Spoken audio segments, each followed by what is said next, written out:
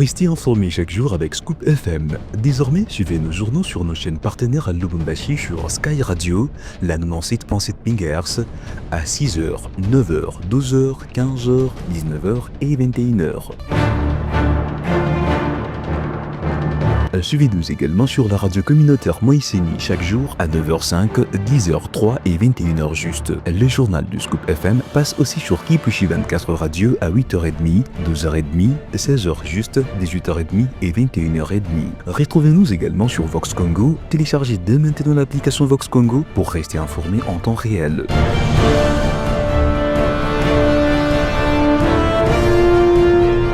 Scoop FM, suivez-nous sur notre page Facebook et sur notre chaîne YouTube pour tout savoir sur l'actualité locale, provinciale, nationale et internationale. Scoop FM, la neutralité réelle. La neutralité réelle.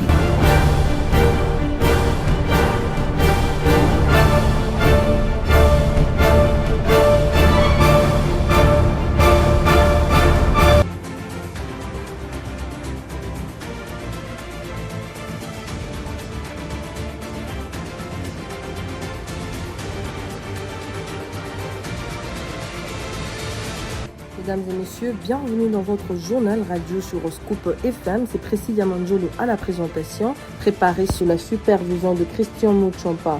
Au sommaire de cette édition, le président de la République démocratique du Congo, Félix Antoine Tshisekedi, appelle le Rwanda à respecter pleinement les engagements pris à Washington dans le nouvel accord de paix. Le chef militaire salue la signature de l'accord économique RDC-Rwanda, évoquant un temps pour construire. Voilà le grand titre de ce journal. Merci pour votre fidélité à Scoop FM.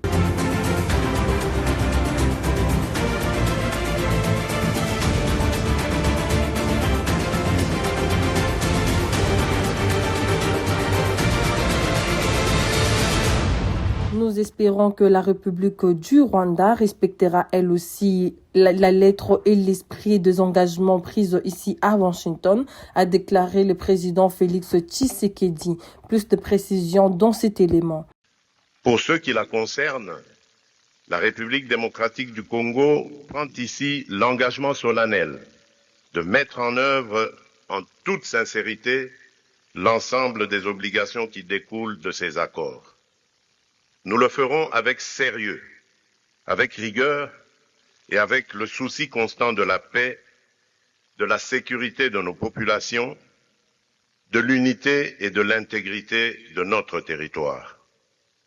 Nous espérons qu'avec le même sérieux que la République du Rwanda respectera, elle aussi, pleinement la lettre et l'esprit des engagements pris ici à Washington. Notre main est tendue pour une coopération apaisée, fondée sur le respect mutuel, la non-ingérence et la lutte commune contre les groupes armés, la fin de tout soutien à des forces négatives et l'ouverture de perspectives économiques équitables au bénéfice de nos deux peuples. Pour ma part, je veux croire que ce jour marque le début d'un chemin nouveau, un chemin exigeant, certainement difficile, mais un chemin où la paix n'est plus seulement un vœu, mais un cap. La République démocratique du Congo y prendra toute sa part, avec dignité, avec conscience et constance, et avec le soutien de ses partenaires. Nous demeurons vigilants, mais pas pessimiste, lucide, mais résolument optimiste.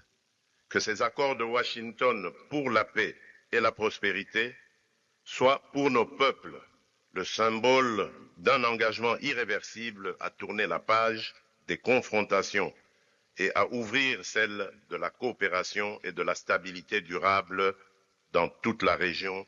Je vous remercie. Une autre information, il y a un temps pour toute chose, un temps pour détruire et un temps pour construire. Aujourd'hui, c'est un grand jour. Nous nous réjouissons pour la signature de cet accord économique, a dit le général Neva. Même ma joie aujourd'hui.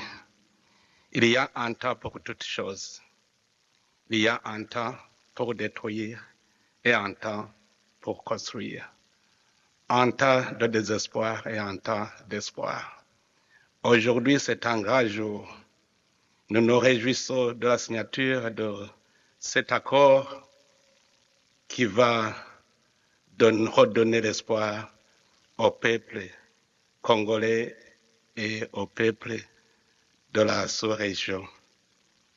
Je tiens à féliciter toutes les personnes qui se sont impliquées pour arriver à ce grand jour. Nous implorons le bon Dieu de continuer à guider les pas de toute personne de bonne volonté qui va s'impliquer pour la mise en œuvre. S'engager, c'est une chose, mettre en œuvre, c'est autre chose. C'est pour cela que je voudrais interpeller chacun de nous de donner sa contribution pour arriver à la mise en œuvre effective de cet accord. Quant à ce qui nous concerne, sur l'accord sur l'intégration économique et régionale, le Burundi, le Rwanda et la République démocratique du Congo constituent déjà une communauté économique des pays de cette région de Grand Lac. Le Burundi a un grand rôle à jouer. Présent à la signature de l'accord de paix entre la RDC et le Rwanda, Aimé Boji, le président de l'Assemblée nationale, a dit à Top Congo que le Parlement accompagne le gouvernement dans ces processus et que, conformément à la Constitution, le Parlement va ratifier l'accord de Washington une fois qu'il lui sera présenté par le gouvernement. Ma présence ici démontre clairement que le Parlement accompagne le gouvernement dans cette démarche qui vise à rétablir la paix à l'est de notre pays. Deuxièmement, notre Constitution prévoit des mécanismes pour l'entérinement des engagements pris par le gouvernement. Il s'agit ici de l'article 213 et 214 de notre Constitution. Donc dans les jours à venir, le gouvernement va présenter cet accord au Parlement pour ratification. Donc c'est un processus normal qui permet au gouvernement de s'engager en ce qui concerne les accords de paix et ensuite au Parlement d'entériner ces initiatives du gouvernement. Est-ce que le Parlement a été tenu informé au fur et à mesure de l'évolution des négociations de tout ce qui se passait? Tout le monde était informé. L'accord a été signé le 27 juin et donc ce n'était pas un secret. Tout était connu, le texte était connu et donc le Parlement, comme toutes les autres institutions, était informé de l'initiative du gouvernement. L'entérinement du Parlement est obligatoire ou la discussion au niveau du Parlement peut susciter problème sur le fond du texte? Pourquoi est-ce que la discussion devrait susciter problème sur le fond du texte? La démarche est saluée par tous les Congolais. Tout le monde veut la paix. Ce n'est pas le Parlement qui représente le peuple congolais qui va aller dans le sens contraire. Et donc, c'est un besoin réel de rétablissement de la paix à l'est de nous.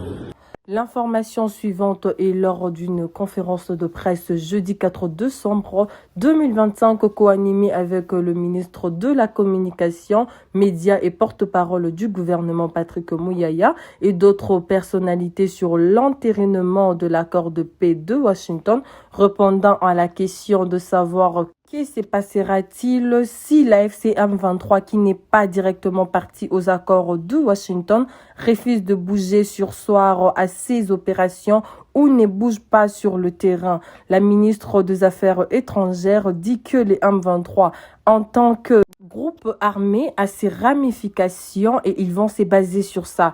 Thérèse Kayikwamba, dans cet extrait choisi par Gracia Akilimali. Alors, qu'est-ce que nous allons faire si le M23 ne bouge pas? Bon, je pense que, encore une fois, le M23 en tant que groupe est assez connu. Nous savons quelles sont les ramifications de ce groupe. Nous savons d'où est-ce qu'il détient les ressources et les capacités qui lui permettent d'opérer de la manière dont il opère. Donc, s'il n'y a pas de changement concrètement par rapport à la situation, nous allons aussi savoir qui sont les acteurs qui ont un rôle à jouer, qui ont une influence et qui ont refusé, si vous voulez, d'exercer cette influence. Quand vous regardez l'accord qui a été signé le 27 juin, il y a aussi justement des engagements pris par tous les États signataires de ne plus fournir un appui quelconque aux groupes armés. Et donc, je pense que cette corrélation est relativement claire entre la posture du M23, la posture que le M23 va afficher et la redevabilité et les engagements qui ont été pris dans le cadre des accords de Washington. Intéressons-nous à présent sous pression américaine. Kigali et Kinshasa ont signé le 4 décembre un accord de paix présenté comme historique par Donald Trump. Derrière la mise en scène diplomatique, la méfiance reste palpable entre Paul Kagame et Félix Tshisekedi et les combats se poursuivent pourtant dans la partie est du pays. Les réactions fusent de partout à travers le monde. Ali Kassi, Willy Mpoyo, membre de l'Union sacrée, félicite le président de la République démocratique du Congo, Félix Antoine Tshisekedi. De l'autre côté, Herman Chimbi, analyste indépendant, pense que ces processus ne profitent en rien à la RDC. Suivez-les depuis Likassi au micro de Jean Bondo.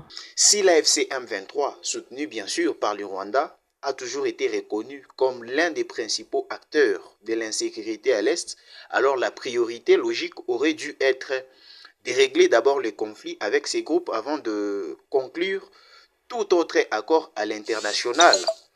Et donc, dans cette logique, l'accord de Doha, qui vise précisément à traiter la question du M23, aurait dû être le premier pas.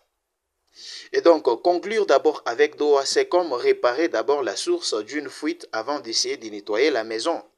Si vous nettoyez pendant que l'eau continue à couler, vous devez recommencer encore et encore. Et c'est exactement ce qui risque de produire l'ordre actuel des accords. On résout les problèmes en partie, mais la source reste active. À présent, la revue de presse avec Gloire Diboué. Nouvelle revue de presse sur votre radio. Bonjour à tous et bienvenue. Nous l'ouvrons par ces titres de Radio Capi.net.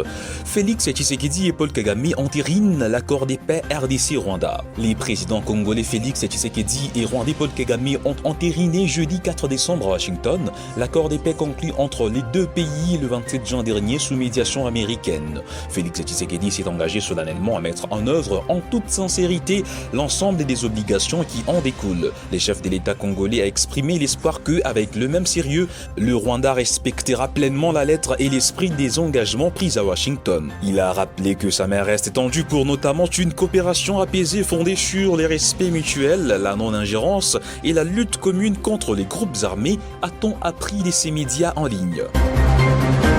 Terminons sur ces mêmes chapitres avec le même média qui titre « Accord RDC-Rwanda, il y aura des hauts et des bas sur la route, prévient Paul Kagame ». Le président rwandais Paul Kagame estime que les dispositions de l'accord de paix entériné jeudi 4 décembre à Washington avec son homologue congolais Félix Tshisekedi contiennent tout ce qu'il faut pour mettre fin à ces conflits qui durent depuis près de 3 décennies dans l'est de la RDC. Selon Paul Kagame, il revient désormais aux signataires de cet accord et aux dirigeants africains de le mettre en œuvre. Notre seul objectif est et a toujours été d'assurer la sécurité de notre pays après avoir enduré tant de tragédies. Nous voulons désormais seulement aller de l'avant, confiant dans l'espoir d'un avenir prospère et stable, a précisé le président rwandais Paul Kagame. Mesdames et messieurs, ainsi nous mettons un terme à cette revue de presse sur votre radio. Merci à tous de nous avoir suivis. Prochain rendez-vous demain. D'ici là, portez-vous très bien. À très vite.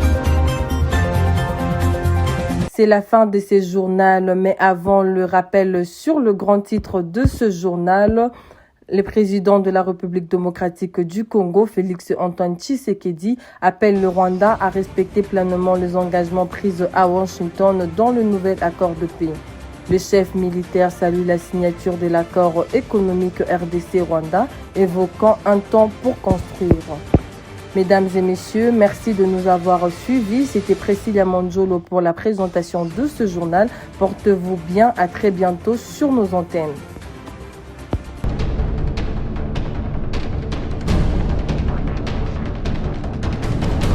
Restez informés chaque jour avec Scoop FM. Désormais, suivez nos journaux sur nos chaînes partenaires à Lubumbashi sur Sky Radio, la 97.7 MHz, à 6h, 9h, 12h, 15h, 19h et 21h.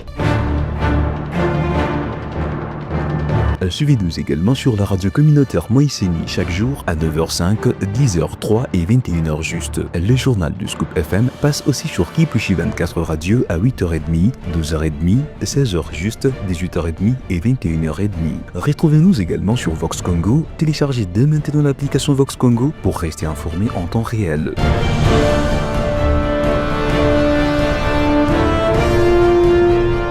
Scoop FM, suivez-nous sur notre page Facebook et sur notre chaîne YouTube pour tout savoir sur l'actualité locale, provinciale, nationale et internationale.